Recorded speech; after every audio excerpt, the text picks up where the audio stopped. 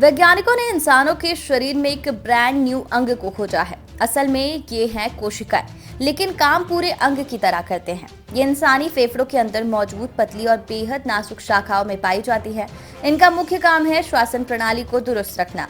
वैज्ञानिकों को उम्मीद है कि इसकी मदद से वो धूम्रपान संबंधी बीमारियों से लोगों को बचा पाएंगे या ठीक कर पाएंगे। इस नए अंग यानी कोशिका को बेहतर रोचक नाम दिया गया है। इसका नाम है रेस्पिरेटरी एयरवे सेक्रेटरी यानी RAS। ये फेफड़ों के अंदर मौजूद नसों की शाखा ब्रोंकियोल्स में मौजूद रहते हैं। इनका संबंध एलिवियोली के साथ भी रहता है। ये वही अंग है जो खून के अंदर ऑक्सीजन और कार्बन डाइऑक्साइड का आदान प्रदान करते हैं। RAS कोशिकाएं किसी स्टेम सेल्स की तरह होते हैं और इन्हें ब्लैंक कैनवास कोशिकाएं कहते हैं, क्योंकि ये शरीर के अंदर किसी भी तरह के नए अंग या कोशिकाओं की पहचान करते हैं। ये क्षतिग्रस्त एलिवियोली को सुधारते हैं। नए एलिवियोली कोशिकाओं का निर्माण करती है ताकि खून में गैसों का बहाव सही बना रहे।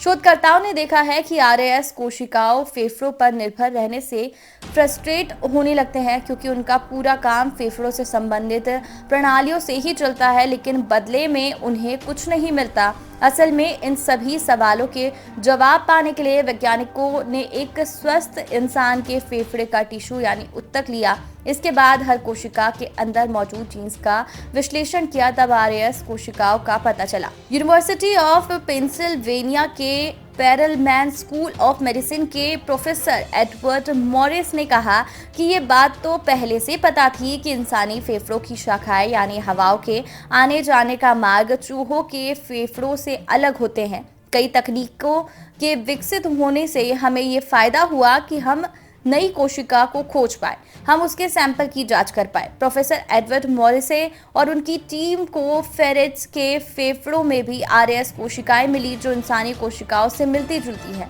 इसके बाद वैज्ञानिक इस नतीजे पर पहुंचे कि ज्यादातर स्तनधारी जीवों में, चाहे वे छोटे हो या बड़े, उन सभी के फेफड़ों में RAS कोशिकाएं होती हैं। RAS कोशिका का दो ही मुख्य काम है। पहला, ये ऐसे कणों का रिसाव करते हैं जो ब्रोंकियोल्स में बहने वाले तरल पदार्थों के लिए लाइनिंग बनाने का काम करते हैं, ताकि पहले एयर सैक खराब ना हो, साथ ही फेफड़ों की क्षमता बढ़ जाए। दूसरा काम ये करते हैं कि ये प्रोजीनेटर कोशिकाओं की तरह यानी एलिवियोर टाइप 2 AT2 कोशिकाओं जैसे काम करते हैं। ये खास तरह की कोशिका होती है जो क्षतिग्रस्त एलिवियोल को ठीक करने के लिए रसायन निकालती है। प्रोफेसर एडवर्ड मॉरिसे कहते हैं कि भविष्य में RAS कोशिकाएं COPD के इलाज में मदद कर सकती हैं। हालांकि इसके बारे में अभी सिर्फ अंदाजा लग रहा है, क्योंकि इन कोशिकाओं का काम ही ऐसा है। लेकिन अगर ये भविष्य में अपने काम से इस तरह की बीमारी को ठीक कर सकती हैं या फिर इंसान को बचा सकती हैं, तो लाखों लोगों का जान समय से पहले नहीं जाएगी। ये स्टडी हाल ही में नेचर जर्नल में प्रकाशित हुई है। कैसी लगी ये जानकारी आपको कमेंट सेक्शन में बता सकते हैं। इस तरह की और रोचक जानकारियों के लिए हमारे चैनल को सब्सक्राइब कर लीजिए।